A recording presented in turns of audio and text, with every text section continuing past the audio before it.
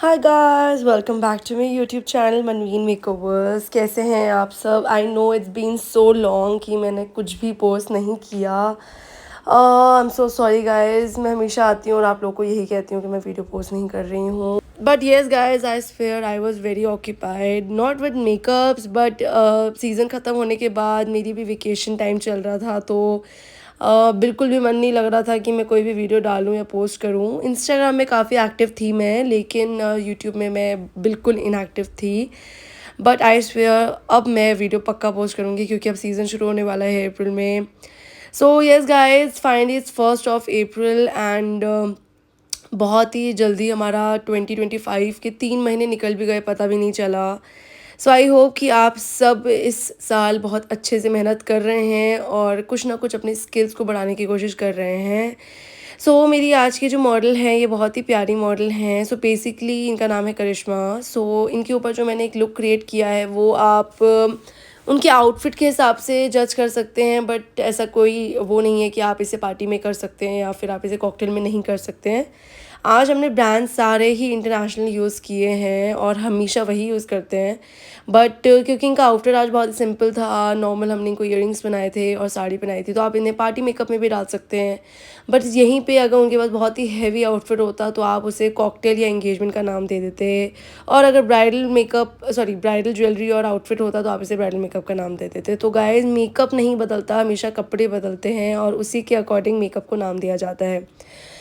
मैंने अपनी मॉडल के ऊपर अच्छे से स्किन प्रेप किया था क्योंकि अब गर्मियाँ शुरू हो गई थी। आपने बहुत ही ज़्यादा चीज़ों का ख्याल रखना है कि कोई भी चीज़ एक्सेस नहीं करनी है, अदरवाइज़ मेकअप नहीं टिकेगा, मेल्ट हो जाएगा गाइस। सो स्किन प्रेप करने के बाद हमने ऑरेंज करेक्टर यूज़ किया था और उसके बाद उसे न्यूट्रलाइज़ किया है हमने क्रीम कंसीलर से ही। And now I am applying foundation. आज मैंने 2 शेड्स यूज़ किए हैं Huda beauty fox filter foundation के, not fox filter sorry, easy blur foundation जो नया आया है हुडा ब्यूटी का। मैंने उन दोनों को मिक्स करके आज शेड बनाया है। मेरे पास अभी तक सिर्फ एक ही शेड था हुडा ब्यूटी का, दैट वाज चाय, बट वो मुझे लग रहा था कि थोड़ा सा न्यूट्रल था और वार्म्स अंडर स्किन जिसकी अंडरटोन होती है उस पर वो नहीं जाता, इसलिए मैंने एक और नया शेड लिया है। और वो मुझे हल्का उससे डार्क लगा, लेकिन उन दोनों को मिक्स मैच करके बहुत ही बढ़िया शेड बन गया था इनका। और and yes guys, I am loving Huda Beauty का जो इजी ब्लर फाउंडेशन है, मुझे वो बहुत पसंद आ रहा है टू बी ऑनेस्ट। और इसके बाद हमने उसे लगाया है और ब्लेंड कर दिया है अपने ब्लेंडर से। सो गाइज़, बहुत लोग हमें ये भी कहते हैं, सिर्फ मुझे नहीं, हर आर्टिस्ट को कहीं ना कहीं कहा जाता है कि मेकअप के दौरान कुछ और लगता है और उसके बाद आप फ़िल्टर लगा देते हो। मैं झूठ नहीं बोलूँगी, बहुत मेकअप आर्टिस्ट लगाते हैं इस इंडस्ट्री में और मुझे खुद को पता चल जाता है कि किसने फ़िल्टर लगाया है, किसने नहीं लगाया है। जैसे ही आई मेकअप हो रहा होता है तब तक फ़िल्टर नहीं लगा होता है, लेकिन जैसे ही बेस मेकअप शुरू हो जाता है, फाउंडेशन कंसीलर लगना शुरू हो जाता है, आई डोंट नो, एक अलग ही तरीके का, एक अलग प्रकार का फ़िल्टर आ जाता है। और बहुत सारे मेकअप आर्टिस्ट जो ट्यूटोरियल्स डाल रहे हैं, ये मैंने उनके मेकअप में नोटिस किया है कि जैसे ही फाउंडेशन या कंसीलर की लेयर आने लग जाती है, उनका मेकअप एकदम से हल्का सा फ्लॉलेस होने लग जाता है। भाई, फ़िल्टर ही तो है। मेकअप फ्लॉलेस एकदम से थोड़ी, फाउंडेशन लगाने के बाद ऐसा थोड़ी है कि दाने गायब हो जाएंगे, राइट? दाने तो वहीं के वहीं हैं ना। तो इसलिए मेरे पास ब्राइड्स अगर कोई आती है, वो बोलती है कि अगर आप फ़िल्टर तो नहीं यूज़ करते ये वो, तो मैं उनको ये बोलती हूँ कि मेरा यूट्यूब चैनल है, आप उसे फॉलो कीजिए, उधर देखिए जाके। इस मेकअप का मैंने एग्जैक्ट ट्यूटोरियल उसमें डाला है और कैसा लग रहा है इन द मेकिंग और आफ्टर, वो आपको खुद ही समझ आ जाएगा। अभी आप देख ही सकते हैं मेरी जो ये रही मॉडल है, इनकी स्किन काफ़ी अच्छी है, स्मूथ है, लेकिन इनको एक्ने स्पॉट्स या एक्ने स्कार्स हल्के हल्के हैं जो इनके राइट साइड के चीक्स में दिख रहे होंगे आपको, लेकिन वो मैंने हटाए थोड़ी हैं गाइस, वो छुप ही नहीं सकते, तो मैं झूठ क्यों बोलूँ। और मैंने कोई फ़िल्टर भी लगाया नहीं, अगर फ़िल्टर लगाया होता तो वो आपको नहीं दिखता, वो आपको मेकअप से पहले दिख जाता पर मेकअप के दौरान नहीं दिखता। बट मैं कभी भी धोखा नहीं देती हूँ गाइस अपने क्लाइंट्स को, और अगर आप एक मेकअप आर्टिस्ट हैं, आपको भी धोखा नहीं देना चाहिए क्योंकि कभी ना कभी सच बाहर तो आ ही जाएगा। अब मैंने कंसीलिंग की है, फाउंडेशन लगाया था, उसके बाद मैंने ब्लश लगाया और उसके बाद मैंने कंसीलिंग की है अंडर आइज़ में। टार्ट यूज़ किया है मैंने क्योंकि इनकी स्किन ऑयली टू कॉम्बिनेशन है, और उसके बाद उसको हल्का सा लगा के छोड़ दिया है ताकि वो हल्का सा ड्राई होने लग जाए, ताकि उसकी कवरेज बढ़ जाए। और मीनवाइल मैंने नेक का बेस करना लगा दिया है। नेक के लिए आप कुछ भी यूज़ कर सकते हैं, कोई सस्ता फाउंडेशन भी यूज़ कर सकते हैं, लेकिन मेरी पैलेट में हल्का सा टार्ट का कंसीलर पड़ा था, मैंने वही लगा दिया इसलिए क्योंकि वो बच रहा था। अब कोई भी चीज़ वेस्ट होने से अच्छा है कि उसको नेक में यूज़ कर दिया जाए। शायद गलती मेरी है कि मैंने ज़्यादा प्रोडक्ट ले लिया, जो कि ठीक है, अगली बार ध्यान रखेंगे। लेकिन आपने भी ध्यान रखना है, कभी भी ज़्यादा प्रोडक्ट नहीं लेना है, जितना रिक्वायर्ड है उतना ही लेना है। ओके गाइस, इसको हमने अच्छे से ब्लेंड करना है guys. Blending is the key.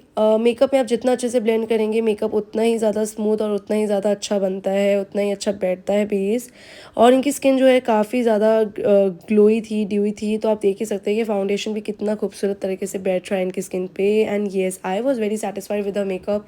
इनका पूरा लुक इतना ज़्यादा प्यारा, इतना खूबसूरत आया था, एंड इन्हें भी बहुत अच्छा लगा था अपने makeup, and I was really happy. So अब हम देख सकते हैं कि अंडर आइज़ में मैं पाउडर सेटिंग कर रही हूँ। सो पाउडर सेटिंग मैं अच्छे से करूँगी क्योंकि स्किन जो है हल्की ड्यूई है, कॉम्बिनेशन है, ऑयली है, और अब समर सीज़न शुरू हो चुका है, तो we can not take the risk of applying less powder, क्योंकि मेकअप को अच्छे से सेट तभी कर सकते हैं हम जब पाउडर लगा हो। अगर नहीं लगेगा पाउडर तो मेकअप आपका नहीं टिकेगा। जो लोग वीडियोस में ये दिखाते हैं कि उनका मेकअप बहुत ज़्यादा ड्यूई है, आई डोंट नो क्या करते हैं, हो सकता है ड्यूई लगेगा, बहुत अच्छा लगेगा उस टाइम जब पाउडर नहीं लगा होगा, लेकिन I can not give guarantee कि वो मेकअप कितने टाइम टिकेगा।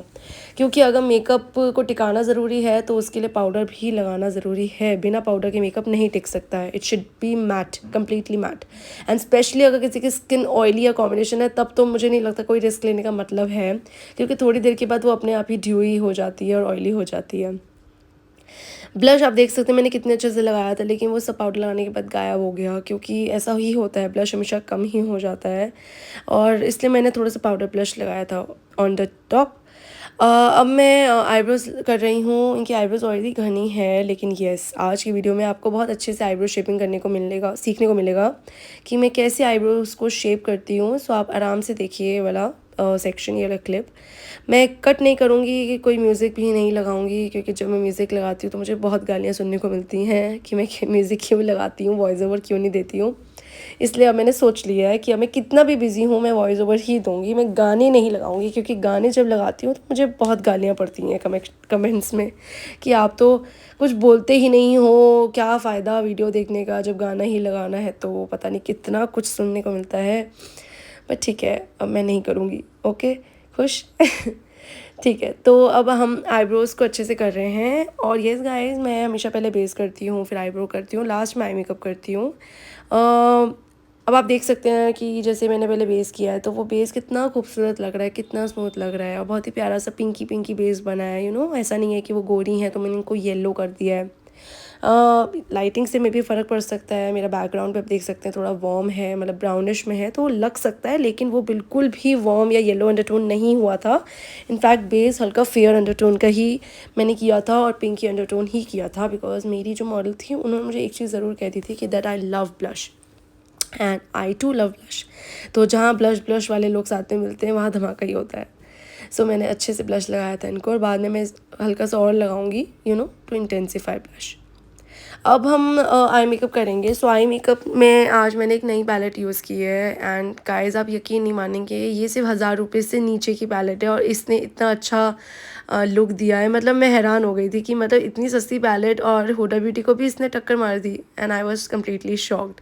मतलब to be honest, P Louise की भी पैलेट मैंने यूज़ की है और जैकलिन हिल्स की भी यूज़ की है, बट ये वाली पैलेट का जो पिगमेंट था ना, वो बिल्कुल वैसा ही था जैसे हुडा ब्यूटी की। एंड टू बी ऑनेस्ट, अभी तक की सबसे ज़्यादा अच्छी पैलेट मुझे हुडा ब्यूटी लगती है, क्योंकि हुडा ब्यूटी का जो कलर्स है ना, जो पिगमेंट है, वो बहुत ज़्यादा खूबसूरत है। मतलब वो बहुत ज़्यादा जल्दी कलर दे देता है। ये नहीं कि मुझे बार बार प्रोडक्ट उठाना पड़ रहा है, बार बार घिसना पड़ रहा है इसके ऊपर, नहीं।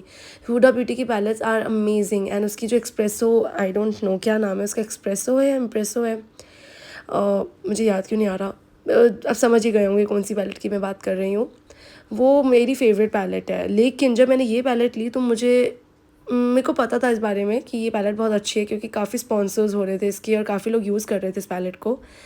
बहुत ही नॉर्मल ड्रग स्टोर ब्रांड है ये, उसकी पैलेट है। लेकिन जब मैंने इसे ख़रीदी ख़रीदा और उसके बाद यूज़ किया तो मुझे इसके पिगमेंट्स एग्जैक्टली हुडा ब्यूटी जैसे लगे and I was like completely shocked. और अब मुझे ऐसा लग रहा है कि मैं इसी ब्रांड के 2-3 पैलेट्स और लेने वाली हूँ अलग अलग टोन्स में, because I was completely shocked. And yes guys, आज मैं आपको ये भी बता देती हूँ कि इस आई मेकअप को मैंने पूरा आई मेकअप मैंने सिर्फ इसी पैलेट से किया है। तो अगर आप जानना चाहते हैं कि मैंने कौन सा पैलेट यूज़ किया, आपको थोड़ी झलक भी दिख गई होगी। अगर आप जानना चाहते हैं मैंने कौन सी पैलेट यूज़ की है तो जल्दी से मुझे कमेंट करके बोलिए, पूछिए, मैं आपको अगली वीडियो में ज़रूर बताऊंगी। और आई शेडो भी मतलब मैट कलर्स भी इसी से यूज़ किए हैं, पिगमेंट्स भी इसी का यूज़ किया है और ग्लिटर्स मैं नहीं लगाऊंगी। तो बेसिकली सब कुछ मैंने इसी का यूज़ किया, शिमर्स भी इसी पैलेट से हैं। आई वॉज कम्प्लीटली शॉक्ड।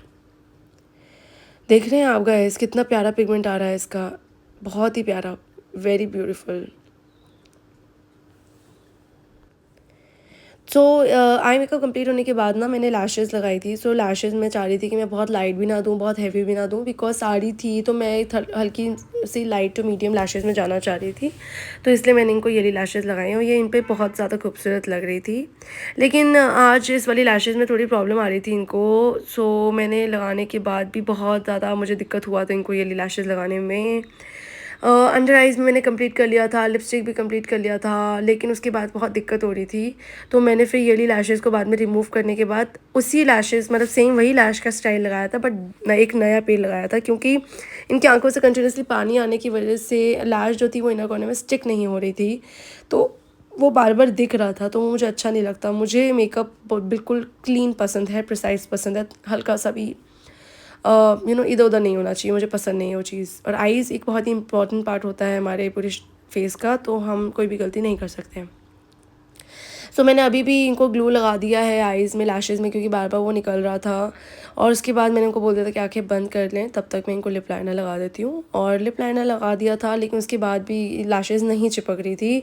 सो मैंने फिर सोचा कि मैं लैशेज़ निकालने के बाद नया लैशेज़ ही लगाऊंगी, क्योंकि लैशेज़ में जब बार बार ग्लू लगता रहता है तो फिर वो बहुत हैवी होती रहती है, तो वो ब्राइड्स को या किसी भी क्लाइंट को बहुत हैवी लग सकता है। तो इससे अच्छा है कि नया पेयर लगा दो, उसी उसी लैश को बार बार ग्लू लगा के चिपकाने का कोई मतलब नहीं है, ठीक है। सो आप देख सकते हैं मैंने हल्का सा डार्क लिप लाइनर यूज़ किया है और अभी मैं उनको खोल दी हूँ उनकी आइज़ को, लेकिन वो मुझे इतना अच्छा नहीं लग रहा था, इसलिए मैंने बाद में चेंज किया था। अभी मे बी वो नहीं दिखेगा आपको पास से, लेकिन मुझे वो चीज़ अच्छी नहीं लग रही थी। अब मैं लिप शेड लगाऊंगी। सो लिप शेड में हल्का सा ब्राउनी एंड हल्का सा पीची सा यूज़ करूँगी, कोरल शेड्स यूज़ करूँगी, क्योंकि इनके आइज़ में भी हमने हल्का सा ब्राउन कोरल शेड्स यूज़ किए थे। सो इसलिए हमने वैसे ही शेड यूज़ किया था। एंड येस गाइस, मैंने एक नहीं, दो नहीं, 3 शेड्स यूज़ किए थे इनके ऊपर, लास्ट में ग्लॉस भी लगाई थी। बिकॉज मुझे कभी भी एक शेड से सेटिस्फेक्शन नहीं मिलता है, so I always love to use 2 to 3 shades. और आप देख सकते हैं ये कितना खूबसूरत लग रहा है। अब गाइज़ ये बताइए, अगर आप इनको एक सुंदर सी साड़ी पहना दें हैवी वाली, या फिर कोई गाउन पहना दो, तो क्या ये मेकअप उन पे अच्छा नहीं लगेगा? मेकअप कभी भी आउटफिट के हिसाब से ही मतलब ऐसा नहीं है कि हम आउटफिट के हिसाब से ही वो मेकअप को आप डिस्क्राइब कर सकते हो। आप मेकअप करके भी आउटफिट पहनाओगे ना, तभी वो अच्छा ही लगेगा। इट ऑल डिपेंड्स अपॉन कि उसमें क्या कलर्स हैं। सो अब यही मेकअप मैं अगर आपको एक जीन्स टॉप में पहना के भेज दूँगी तो आप बोलेंगे ये पार्टी मेकअप है। इसी मेकअप को मैं जब आपको लहंगा पहना दूँगी, हैवी लहंगा, तो आप बोलेंगे ये कॉकटेल मेकअप है। और इसमें मैं आपको एंगेजमेंट का गाउन पहना दूँगी तो आप बोलेंगे एंगेजमेंट या कॉकटेल है। So you don't have to worry about that. Third lipstick लगा रही हूँ मैं अब, ठीक है ना गाइज। आप सोचोगे मैंने कितनी लिपस्टिक्स लगा ली हैं, बट येस मुझे अच्छा कलर अचीव करना है, तो उसके लिए आपको लिपस्टिक्स की आपके पास वैरायटी होनी चाहिए and you should know how to work with lipsticks.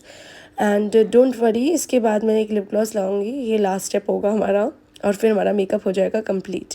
And yes guys, matte भी इनके ऊपर बहुत खूबसूरत लग रहा है जैसे आप देख सकते हैं, लेकिन ग्लॉस ना बहुत ही ज़्यादा प्यारा लग रहा था इनके ऊपर। जब मैंने ग्लॉस लगाया ना, I was completely drooling over her and I was like wow, gloss is looking so beautiful. And guys ये हमारा लास्ट मतलब क्लिप है।